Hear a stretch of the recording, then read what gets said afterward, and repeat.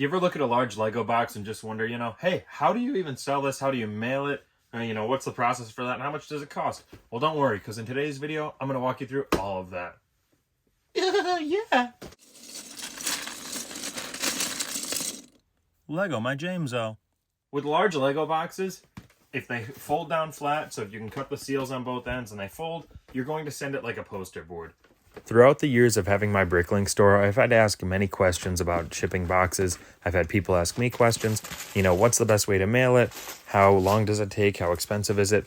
So when this order came across my store recently, I thought it'd be a great example to film. This customer ordered a few boxes and some parts. The parts here, I'm fortunate that they can lay flat and I can actually fit them with these two boxes. Otherwise, I usually would send a second package with the parts. With mailing boxes, you're actually just going to use any regular shipping box. I store mine flat, and then when I have a Lego box that I need to mail out, I find a shipping box that's slightly larger than it when it's laying flat. So then I cut open the box, it's usually glued together on one seam, and now I'm ready to put my box on the inside and wrap this up again, so you have to retape it. You can always leave the box sealed as is and slide your Lego boxes into it, tape it up, and mail it out that way. But I'm doing this for 3 reasons. So I know it takes a little more time, but reason number 1, the outside of the box then would just be regular brown. It won't have labels or marks on it from shipping.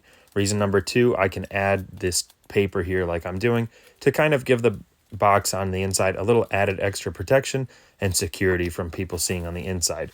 This allows me to make sure everything fits well, that it won't really move, and that it is nice and secure. That way when the customer opens this box, they will essentially hopefully see it the same way I'm packaging it.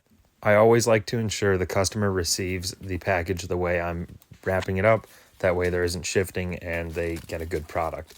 Years ago, I did not do all these steps, and I kind of, over the years, made things better and landed on this final procedure here. I find it works well. And this paper, the last thing it really helps is preventing the box from touching packaging tape.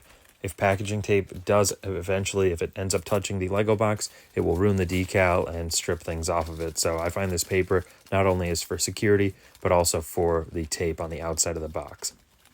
If they don't fold down, I have mailed boxes before like this. And pretty much, it really depends. And then you're probably wondering, what does it cost? So I'm not sponsored by any shipping means or whatever. If you're using PayPal and you use ShipStation through PayPal to mail your bricklink orders, they'll give you the options. And lately, UPS has been coming in clutch with discounted shipping, where USPS, the United States Postal Service, I find it's pretty expensive to send a box. This box, depending on where it's going in the US, could cost anywhere from $18 to like $40, depending on what methods you want. But lately I found with UPS, I've been able to send boxes for around $10. If you have one box and multiple pieces, your first option is to open the box, put the parts in the box, pack it that way, put this in another box, and mail it that way, so it would be a regular large box. If they only have, depending on what you charge for shipping, you could always mail the box flat and send them a small first-class package as well. I've done that before, where it made the most cost-effective sense to send 2 packages versus one gigantic one that only had a couple parts inside of it. This is the best way I find to store boxes. If they cut and fold, I cut cardboard where I have box A, B, C, D. This is just a way for me to easily file. It fits in nice crevices. You can put it kind of anywhere you have a little space. And then you could organize them by size, color, really whatever brand or theme.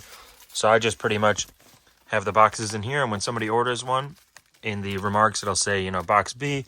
I'll go in here, sift through them and say, okay, hey, there's the box they ordered. Ta-da! And then I have more over here, the bigger ones. Big box. If you're selling small boxes, these ones you can send flat, or the cost really is around the same if you just put it inside a smaller rectangular box. It's the large ones that you need to put flat. Like this one. This one's better mailed flat. Smaller ones are better mailed just in a box. Now that everything is nice and secure on the inside, it's time for me to tape this box up. So I just start with one piece of tape to reseal the box, and then I tape up these seams. This is where that paper on the inside really helps. It helps on these seams and then the edges of the box. That way my Lego box is never coming in contact with this packaging tape. This packaging tape will strip off decals from any box, so the last thing I want is for it to ever touch the Lego box. I am adding additional tape to this box, and that is just because I have parts inside the box. So the parts are in bags, in bubble wrap, and taped to the box, so there shouldn't be any problems. But in the off chance there is, I want to make sure all these seams are sealed. When mailing out a box, you don't need to do all this tape, but I find it's good practice, and it just arrives better and is less apt to have problems when it's in transit. Yee-hee! Oh, it does have it, look. Hey! So once our box looks like this, it's taped and secured, it is now time to measure this and weigh it. So measuring it, you can use a ruler or tape measure. Weighing it, you might be wondering, how do I put this giant box on a scale? I actually put my small scale on the ground. I stand the box up vertically, and then I just either try and balance it or let it go a couple times to get a reading off my scale. When you let it go, you'll see the weight jump up. So for this example, it's showing 2 pounds, 5 point something. I'm just going to buy a label for 2 pounds, 8 ounces, and I know that'll be fine. I put that into my ship station, and we're good to go.